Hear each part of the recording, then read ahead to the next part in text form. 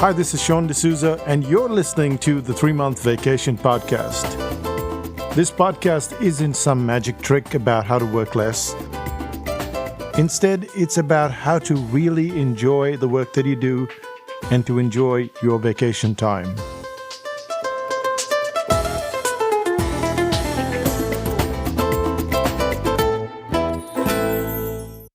Hi, I'm Sean, and you're listening to the 3-Month Vacation.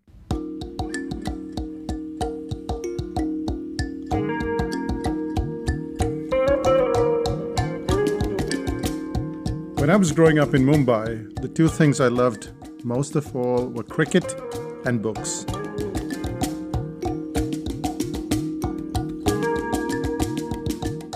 Cricket wasn't a problem because Indians are crazy about the game, and though it wasn't always easy to round up a whole bunch of friends at home, I played cricket every day at school. 90 minutes in the morning and then an hour in the lunch break. And you could say that I had my fill of cricket. But books were very hard to get. We had no public library near our house, and only tiny private libraries existed. The library was often the size of a small room, sometimes no bigger than a bus stop. However, to me it was heaven because I could get access to books after paying a fee. But even then, so many years ago, I knew one thing for sure. I knew I could never read all the books in the library.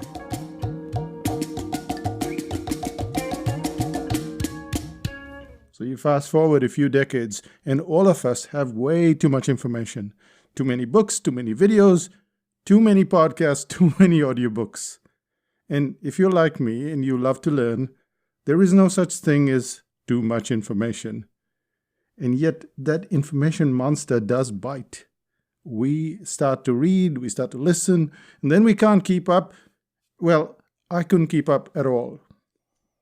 So I tried some fancy tricks. I increased the speed of the podcast to 2x. I'd get information at twice the speed, wouldn't I? And yes, it worked for a while, even though everyone sounded like chipmunks.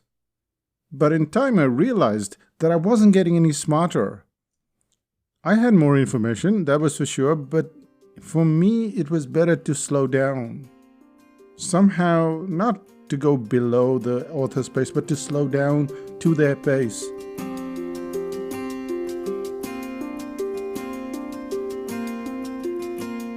All of the speed reading programs and turning the audio to twice and thrice the speed wasn't helping me understand the concepts any better. If anything, I needed quite the opposite. I needed to listen to the audio twice or thrice, or read the book twice or thrice, and sometimes as many as 17 times. I hadn't realized that life in the 2x lane wasn't letting me stop and savor the information. But let's be fair as well. There are some authors whose writing is so boring that you have to skim through a lot of stuff just to get to the meat of the matter. And there are speakers in audio and podcasts and audiobooks where you have to go to 2x because otherwise it sounds like they're going to put you to sleep. All of the tricks, all of the speeding up wasn't helping me understand the concepts. There was too much to learn. If I were reading a book, I'd make pages of notes. Or if I were walking, listening to the audio, I'd try all sorts of systems to capture the information. I'd take screenshots of the parts that were interesting, and that didn't work because my photos were soon crammed with screenshots. Then I learned that if I were listening to the audiobooks in Audible, I could email that snippet of that audio to me, and then that worked. It worked for a week, maybe 2 weeks. Then I was swamped with information. And it wasn't a lot better with books.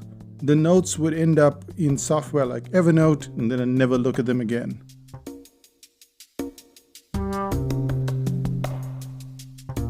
So I had to step back and reevaluate. All of this behavior seemed to be about two things: trying to acquire the knowledge and then trying to retain it. Until the day I questioned why I was trying to remember everything. Like most people, I can barely remember what I had for lunch 2 days ago. And it's not unusual for us to forget people's names. I've even watched the movie a second time with this nagging feeling that something here is familiar. But I couldn't remember that I'd already gone through that process. None of these failures of memory seemed to bother me at all, so why was I so obsessed with trying to retain information from books and from audio? For me at least, the answer became excruciatingly obvious. Almost all my childhood, my formative years, was a succession of tests and exams. School, it seems, was one long, extended memory test. To do well, I had to remember what I was taught or what I learned from my books. And since I had very little or no access to audio and video at the time, books or lectures of any kind were meant to be retained. My entire future depended on the retention of information. And then when I moved to university and into business, why would I suddenly change my pattern?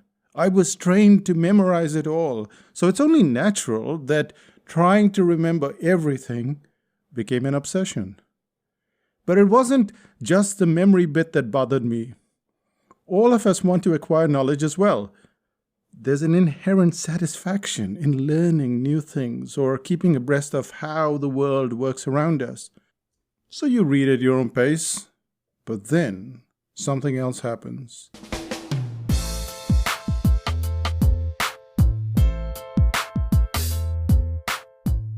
You have some sort of internal and external pressure. So I was happily reading books at my own pace until I read that author Jim Collins read 100 books a year. Now, I too wanted to read 100 books a year, which is what I did for a few years, but I wasn't sure why I was hurrying through all the books at such a frantic pace. When I added audio or video or podcast to the list, it seemed like I was permanently behind all the time.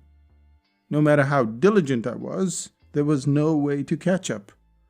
And while we know that there is no way to catch up, it doesn't stop us from trying anyway. At least, that's what I did until somewhere around mid-2018.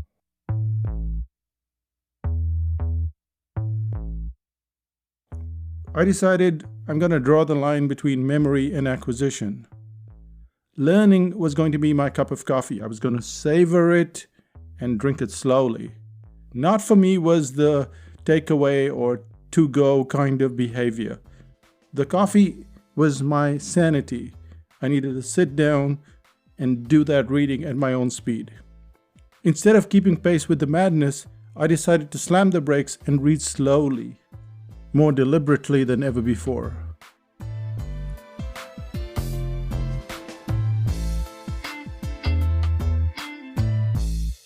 Not all the books got the same consideration, of course. Some books were just okay, so I'd speed through them, sucking up what I needed, then moving along.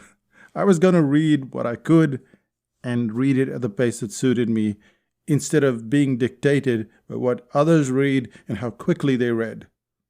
The acquisition wasn't going to happen at breakneck speed, and I was going to do it on my own terms. As for the memory bit, I had enough of that too. I was going to make notes. I always did. There's nothing that was going to change there.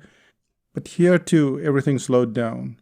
Instead of just making these random notes and putting them in little piles or storing them in Evernote, I started making little cartoon-based notes, just so I could reference them later on, so tiny little sketches.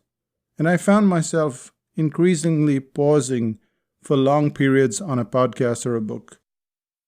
So while I'm on my walk every morning, there's a podcast I'm listening to or an audiobook, and an excellent idea pops up. So I stop the podcast. I don't listen anymore. Instead, I think about what was said and possibly even discuss it with Renuka. And when I get back to Breakfast Land back home, I make a note, and then we set about implementing that concept or write an article about it, which is completely contrary to my previous behavior where I'd keep going. Now I just stop. When I reach a point which is interesting, I just stop and think about it for a long time.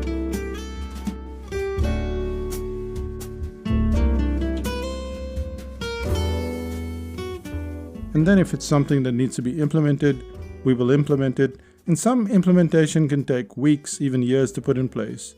But we've gotten started. And having gotten that part going, I go back to the podcast and then continue where I left off. Which isn't to say that I won't listen until the implementation is done. I'll keep listening and I'll continue reading. And sometimes I'm listening to 6, 7 different podcasts, all in little bits and pieces broken up. But I'll stop at the point which is interesting to me, so that when I pick it up the next time, there is this gap. What's happened to me, at least, is that I don't feel the need to implement everything. I don't feel the need to read everything. I don't feel the need to remember everything. And I'm just treating this as this wonderful journey, this wonderful cup of coffee that I want to savor. If you're struggling under the weight of too much information, there is a sobering thought. Every library that you've entered, even as a child, had more information than you could consume. Yes, the internet did change things, and the volume of information and how you could access it has all changed, but the underlying factor is that there was always too much information. If we ditch the need to remember it all, we'll find that our reading is far more pleasurable. Just like we read books when we were young, or kids of today read Harry Potter. There is no need to remember. You read for the joy of reading alone. And if there is something to implement, then you stop, you make a note, and then you continue on your reading journey. That's what I decided to do anyway, and it's been a lot of fun. I'm about 40 books and 100 podcasts behind, but I don't care anymore.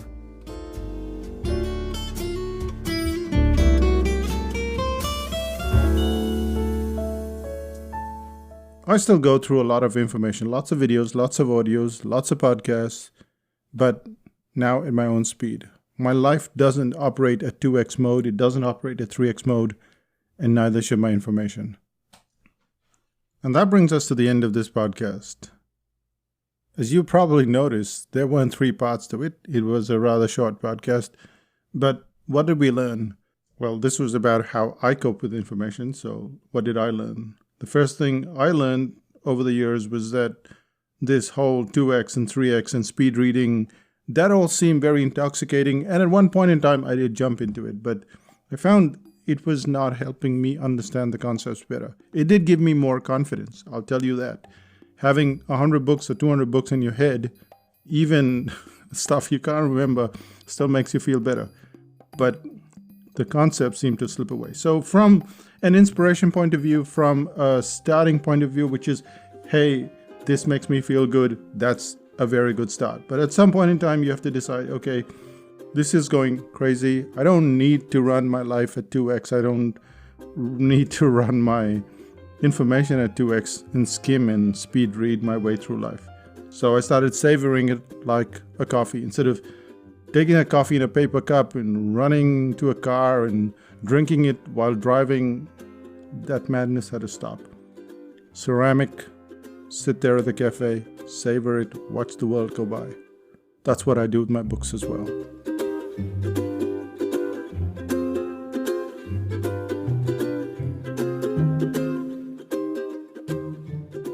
As for the memory bit, it still bothers me because sometimes I'll pick up a book and I'll go, I can't believe I don't remember anything from the first chapter or from the second chapter.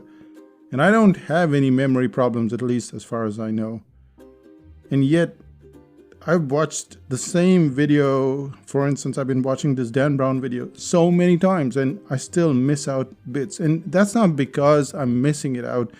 It's because the brain can't comprehend everything at one go. And then it can't comprehend the depth of that everything at one go.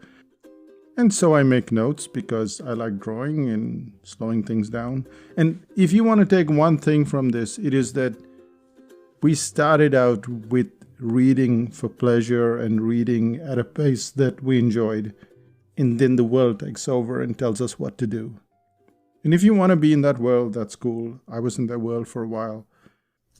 But if you want to step out of it and slow things down, well, that's what this podcast is about. So what's the one thing you can do? I think the one thing you can do is to just savor the information and stop when something's interesting and then see whether you can implement it. Implementation could be through an article, it could be through putting something in your business, or maybe just giving the information to somebody else. I don't know. But I think that implementing it or understanding it better, that's the key. And with that, let's find out what's happening in psychotactics land.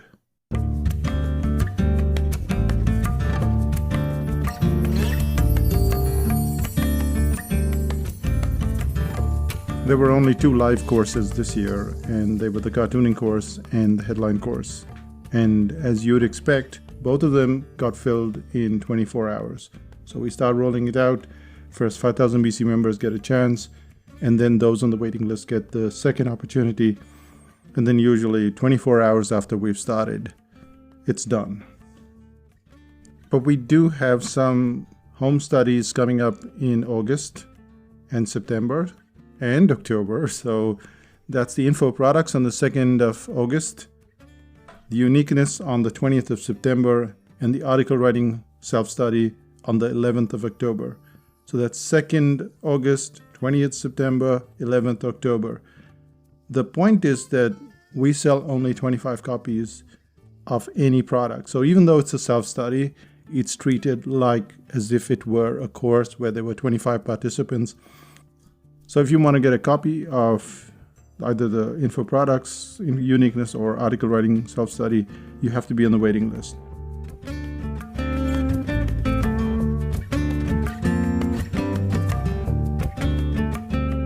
The easiest way to get onto the waiting list is to go to psychotactics.com, go to the products, and there you look for the product that you want, either the info products, uniqueness, or article writing home study, and you will find that there is a waiting list. Go on that waiting list because to begin with, you get goodies. So if you go to psychotactics.com/AW goodies, then you get goodies before the waiting list is out. Whether you sign up or not is irrelevant, but this information is pretty useful to you. It's written in a fun manner. It's written in a way you can implement. So go there and check it out. And that's pretty much it. Other than 5000 BC, if you've been considering joining 5000 BC, this is a good time to join, because it's one thing trying to run your business alone, but it gets very lonely. You don't really know who to ask for advice, and often Google is no help at all because all you do is get more confused. 5000 BC is a place where you can ask the questions, and I'll give you answers, and other clients give you answers. But I'm there 9 months a year. So if you're asking a question, you can be guaranteed that you will get an answer, sometimes as long as an article. That helps you implement. Eventually, that's really what we're looking for. We're looking for the ability to implement these concepts into our business, to find out where we're going wrong. And that's why 5000 BC is a pretty cool place. So go to 5000bc.com. Again, fill in that form, do all the stuff that you have to do, and we'll see you on the other side. That's me, Sean D'Souza, saying bye for now. Bye-bye.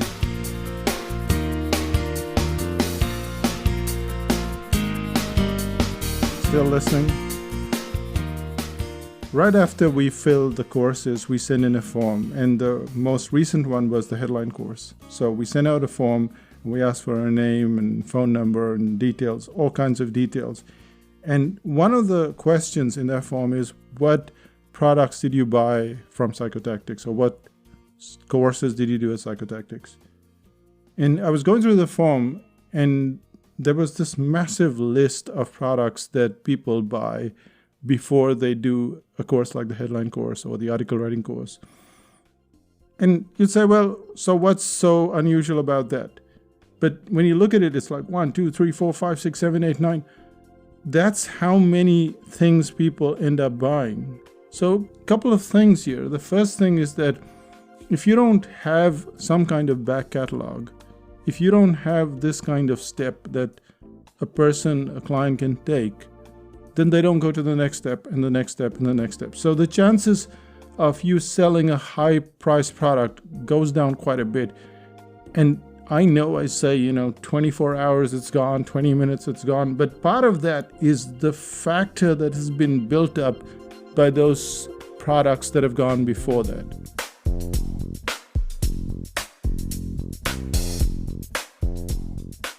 And Renuka came over at lunchtime, and she didn't know that I'd been looking through these forms.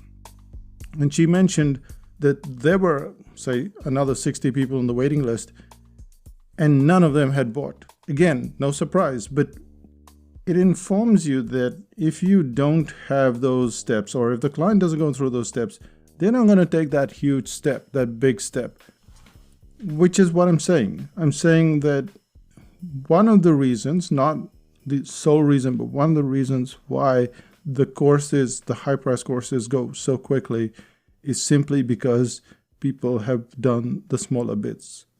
And you've got to ask yourself, do I have smaller courses or smaller products or smaller services where I can build that trust instead of just aiming for that big payday? Because it's not hard to have the big payday, but you have to have the small paydays that lead to the big payday. And that's how we go about things. Okay, that's me saying bye for now. See you in 5000 BC. Bye-bye.